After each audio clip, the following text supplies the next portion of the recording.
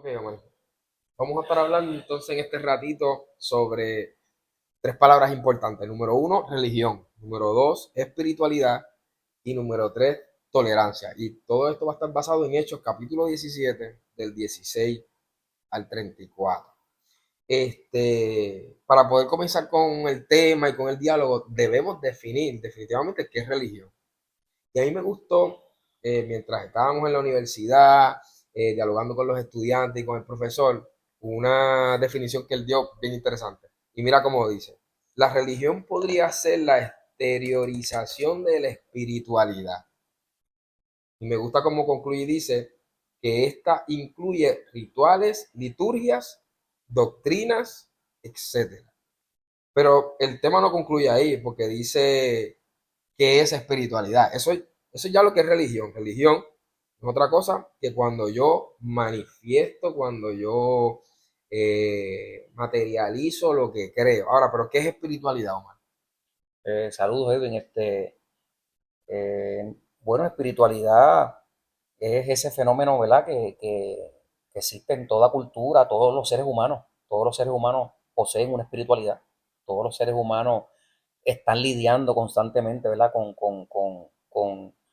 todas esas fuerzas que están dentro de ellos, eh, que lo impelen a manifestar tantas cosas que dentro del mundo teológico pues definimos como la cuestión de esa cercanía a la trascendencia, lo metafísico, lo que Excelente. va más allá de nuestro ámbito humano, y todo eso es espiritualidad y se manifiesta de muchas maneras, cada ser humano lo trabaja. Y ya como tú estás trayendo en la parte de la religión, pues cuando yo articulo esa espiritualidad, todo eso que yo siento, todas esas inquietudes que yo tengo, pues entonces ahí ya me estoy organizando de una manera, lo que se conoce como el fenómeno religioso, a Excelente. través de rituales, a través de distintas prácticas, ¿verdad? Los grupos que se van organizando, pues eso es lo que se define también como religión. Excelente. Y cuando trabajamos este pasaje, para los que pues, posiblemente puedan desconocer, estamos viendo a Pablo en Atenas. Tenemos que ubicarnos en Pablo en Atenas, donde Pablo está allí con muchos filósofos y ya mismo vamos para allá. Ahora, pero el tema eran tres palabras. Religión, ya la definimos, que es todo aquello que yo materializo, que yo exteriorizo. La espiritualidad es eso que está dentro de nosotros, innato, pero ¿qué hay de la tolerancia, humana? Bueno, la tolerancia es, es el respeto del otro, es cuando yo no necesariamente tengo que pensar como las personas que me rodean, pero sí respeto su forma de pensar. Muchas veces a veces ven como que si antagonizaran la tolerancia con las creencias que uno tiene, ¿verdad? Dentro de nuestra fe, y cómo articulamos nuestra espiritualidad y cómo nos organizamos de manera religiosa. Pero realmente no antagonizan, ¿sabes? Tú respetas a las otras personas que piensan de otra manera y que se organizan de otra forma y que tienen otro tipo de religiosidad y articulan su espiritualidad de otra manera, no quiere decir que no sea, tú sabes, que tú estés perdiendo tu manera de pensar. Tú estás respetando la tolerancia, lo que hace es eso, dignificar al otro, a la otra. Excelente. Y ese concepto que estuvimos trabajando hace poco y escuchando, ¿verdad? De la otreidad. Mm, Otreidad es bien interesante eso, ¿verdad? Cuando tú, tú, tú, tú, tú realmente te ubicas y tienes claro que donde tú vives, aunque tú tienes una forma de pensar, ¿verdad? Tú tienes unas inquietudes, tienes un proyecto de vida, tú no vives solo en este mundo. excelente, claro. O sea, tu proyecto tiene que estar encaminado y por más que tú te esfuerces en eso, a respetar los proyectos que te rodean de las otras personas, de Me- los otros y las otras. Y esa es una de las grandes ideas de esta idea de la de la otreidad tolerancia y y de de la respetar a tolerancia, los otros, claro. claro. Y me parece interesante porque hoy día no vemos mucha tolerancia, aún dentro de nuestros círculos de fe, lamentablemente. Y sin hablar de religión, en la política, vemos que en muchas ocasiones no hay tolerancia. En todos los sistemas habidos y por haber, el ser humano no manifiesta tolerancia. Y para mí esto es bien importante en este pasaje porque Pablo, a pesar de que al principio estaba un poquito por la situación que vio y demás, pero allí los filósofos tuvieron tolerancia con Pablo en un momento dado, igual al revés. Así que la tolerancia es bien importante para entrar en estos diálogos, porque no todo el mundo está preparado posiblemente para hablar de ciertos temas porque pues, pueden escandalizarse o sin duda, y para eso es este pequeño espacio. Omar, pero hablemos un poquito del autor. ¿Qué tenemos que hablar del autor en este pasaje de Hechos 17? Mira, tradicionalmente pues siempre se ha adjudicado,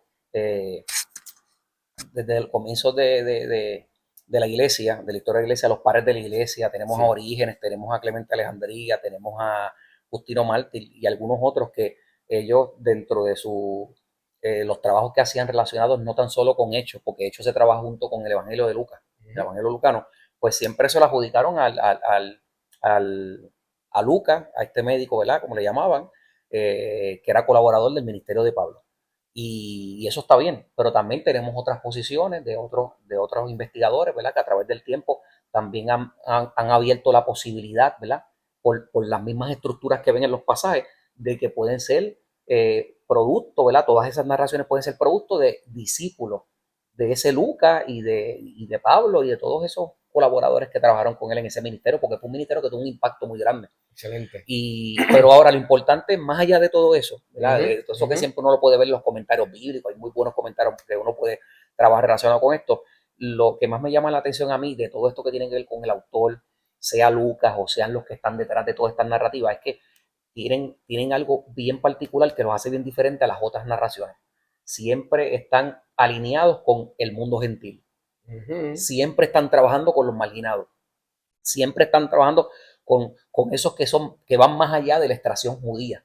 Exacto. Y por eso es que mucha gente siempre se identifica y le gusta mucho, mucho, cuando hablamos, me gusta mucho el Evangelio de Lucas. ¿Por qué? Porque se puede identificar con nosotros que somos gentiles, que no necesariamente somos judíos. Y Excelente, eso es sí, algo sí, que uno puede resaltar hablando acerca del del autor y autor. todo esto. Y precisamente brincas a lo que es el destinatario también, porque precisamente los destinatarios, a lo que este evangelio o después carta hecho o como sea que escrito, va dirigido a los gentiles, pero me parece interesante que en nuestro texto principal o en contexto inmediato, nuestro destinatario inmediato son filósofos y son dos grupos interesantes que son los que queremos trabajar en este pequeño diálogo. Número uno, los estoicos, man.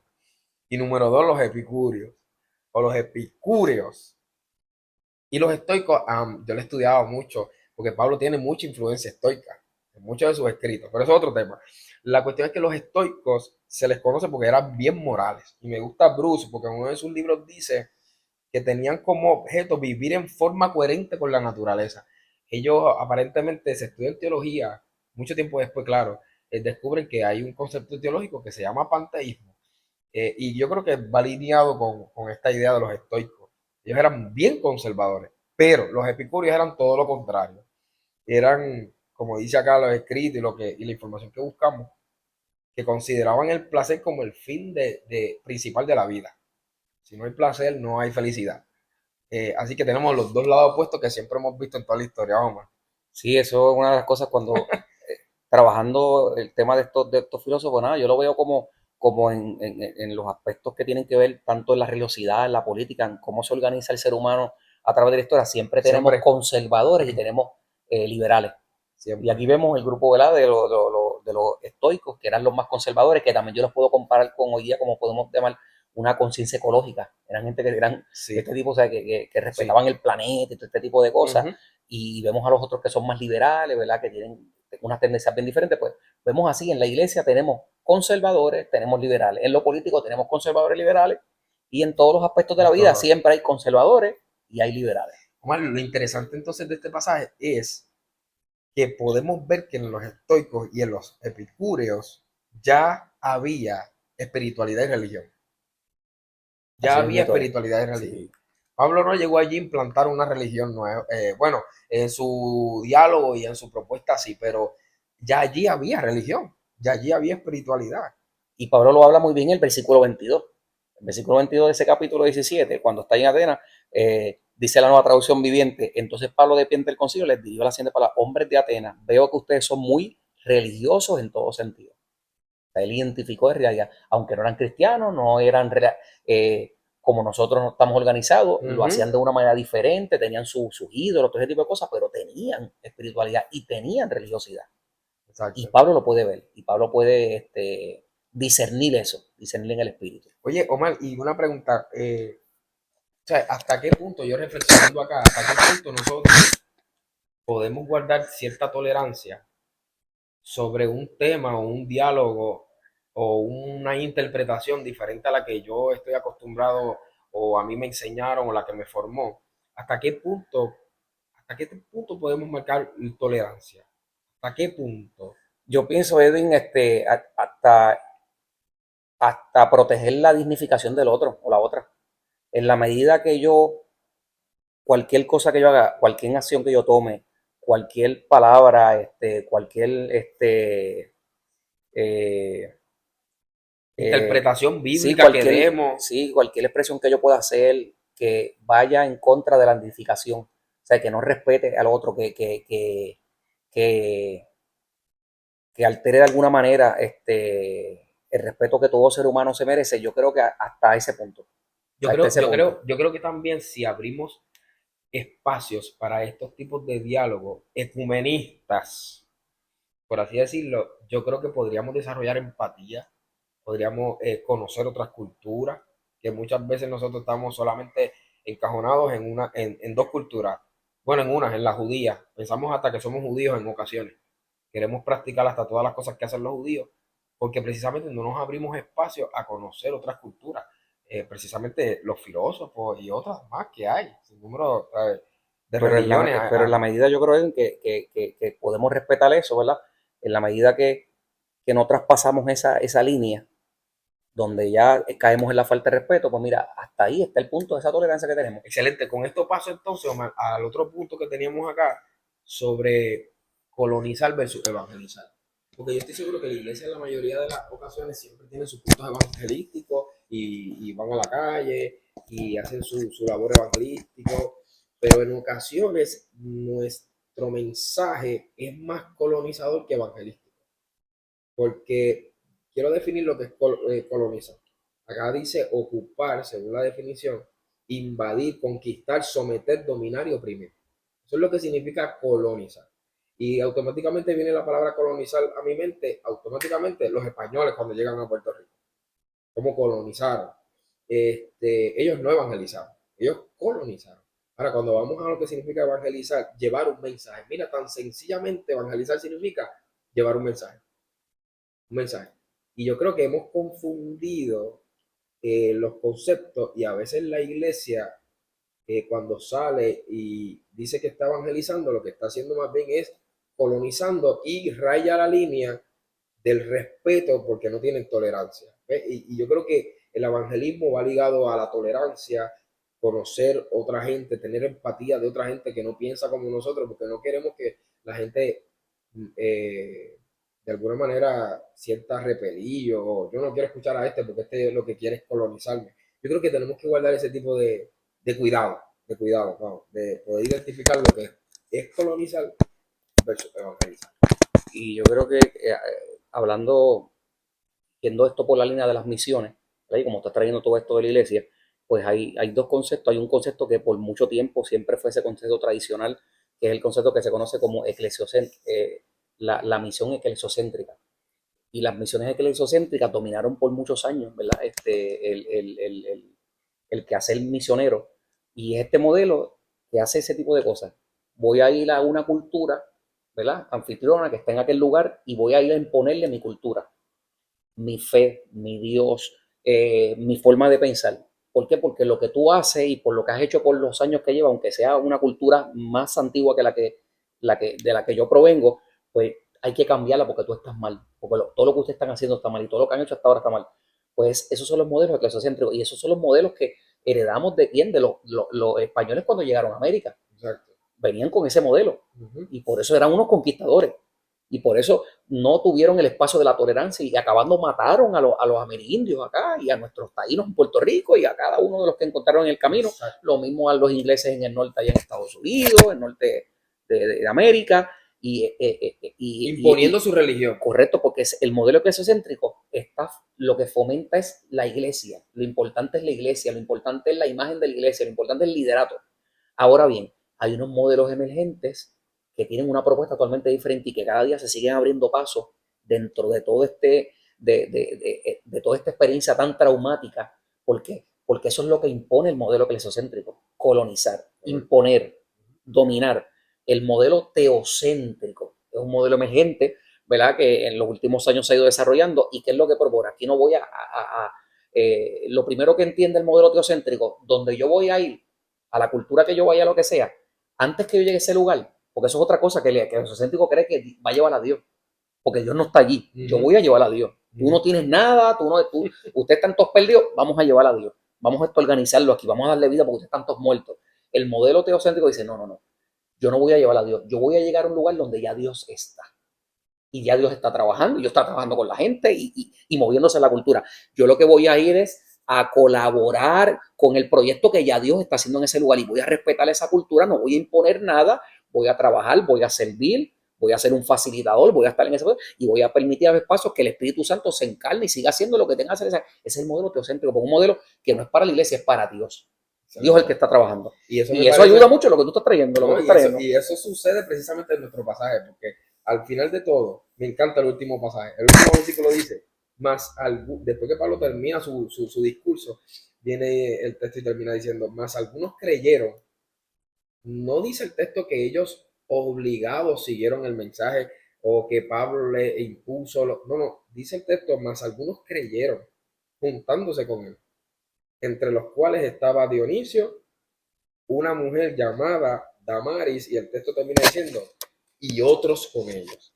Pero a mí me parece resaltar curioso la idea de Damaris, una mujer, y es que mientras en algunos pasajes de la Biblia podemos ver, Omar, que las mujeres no tenían nombre, la mujer samaritana, la viuda de Naín, la mujer del flujo de sangre, y sin número otras mujeres que no tenían nombre, Lucas casi siempre quiere resaltar esto, como bien decías ahorita, como que dignificar a la mujer. Y en este pasaje es impresionante que podría decir y las mujeres, o una mujer, no, pero aquí Lucas especifica el nombre de Damaris. ¿Qué tan importante pudo haber sido Damaris? Y por eso cuando tú trabajas muchos especialistas que se dedican a los contextos sociológicos, a todo esto que tiene que ver con cultura, todas estas figuras, pues ven que Damaris tuvo que haber sido una figura bien importante Bien en esa importante, comunidad, para que definitivo. estuviera allí entre filósofos, en el Escuchando allí. areópago, tú No, no, sabes, no. y ella poder tener esa oportunidad de contemplar lo que Pablo está hablando, qué sé yo,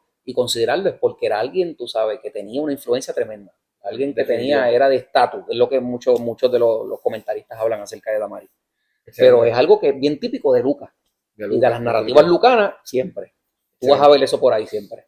Omar, Dándole voz a los que no la tenían, excelente. Dándole voz a los que no la a tenían. los temas de ese concepto me encanta. Omar, para ir concluyendo entonces, voy a hacer unas preguntas hermenéuticas que el propósito no es contestarlas de forma absoluta, simplemente dejar este diálogo abierto. Y la primera pregunta, Omar, ¿cuál es la verdadera religión entonces?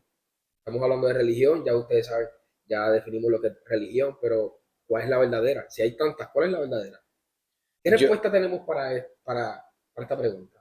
obviamente nosotros somos desde nuestra fe cristiana, pues nosotros consideramos que la verdad está en Jesús, la verdad está en el mensaje que está de las escrituras, de la palabra. Eh, pero mira, con el pasar del tiempo, una de las cosas que yo he ido aprendiendo y de las experiencias que Dios le va permitiendo a uno, que la verdadera religión es la religión que respeta cómo cada grupo se organiza. La verdadera religión no es la que está violentando, no es la que está colonizando, la verdadera religión no es la que quiere imponer, es la que respeta la dignidad y el proyecto de cada uno. Uh -huh, Y a mí me parece que esa es la propuesta del texto sagrado. uh -huh. Ese texto cuando nos habla, mira, la verdadera religión es que te acuerdes de las viudas, Pobre, y te guardes del del mundo, rechazado. de que trata de ser el mejor ciudadano que tú puedas ser, Uh -huh. el mejor esposo, el mejor hijo, el mejor padre, el mejor vecino, el mejor compañero de trabajo. Yo creo que esa es la verdadera religión. Excelente. Esa es la mejor forma de articular nuestra espiritualidad. Y donde quiera que se manifieste eso, mire, gloria a Dios por eso, porque ahí hay verdad también. Excelente. Aunque Jesús decía, y Pablo ciertamente predicó allí, que eso es la verdad, pero sin tener que saber caer en eso. Yo creo que esa es la verdadera religión. Excelente. Otras preguntas podrían ser, ¿a quién le pertenece la espiritualidad? ¿Se puede conocer al Dios conocido? ¿Y quiénes son los hijos de Dios? Con eso hemos achacado y digo hemos porque pues pertenezco a este movimiento de fe cristiano, pero he escuchado mucha gente que dicen que solamente los hijos de Dios son solamente los cristianos, nosotros somos hijos de Dios, más nadie. Pero allí Pablo trabajó la idea de que todos lo eran, ¿no? Sí, es bien interesante como Pablo ¿Cuál es el en versículo? ¿Cuál es el el versículo? ¿Cómo versículo, termina con el versículo? en el versículo 28, Cuando Pablo ya está ahí trayendo su discurso allí en el Areópago, él dice, pues en él vivimos, nos movemos y existimos, como dijeron algunos de sus propios poetas, porque eran los mismos poetas, eran griegos que estaban trayendo, trayendo esto. Nosotros somos su descendencia. Otras versiones, Teleado dice, todos somos hijos de Dios. Para Pablo, en esta teología, en esto que está trabajando, esta evangelización que está haciendo allí, ¿verdad? En el Areópago que dan esta oportunidad, mira, todos somos hijos de Dios. Eso es la cuestión de nuestras teologías cristianas. Dentro de nuestra teología tenemos la idea de que todos somos, en la teología dice, todos somos criaturas de Dios, porque todos Dios nos hizo, pero no todos somos hijos, el hijo es el que confiesa y todo. Pues Pablo aquí le está hablando a una gente y está diciendo, todos somos así hijos de Dios, como dicen sus filósofos, él lo está ratificando también, ¿verdad? Pero sí, tenemos que ser gente que tengamos compromiso. Pablo dice, todos somos hijos de Dios, muy bien, pero tenemos que también organizar y ver cómo vamos a trabajar y articular nuestra vivencia como hijos de Dios. Exacto. Y cómo es lo que para Pablo es importante y para mí también como cristiano, a través de la fe que tenemos en Jesús. Pero hay otros que tienen fe en otras cosas, obviamente. Claro. Pero según el texto que Pablo está trayendo aquí, todos somos hijos de Dios. Todos somos hijos de Dios. Excelente. Nada, con esta parte pues concluimos, Omar. ¿Se puede conocer al Dios conocido? ¿Se puede?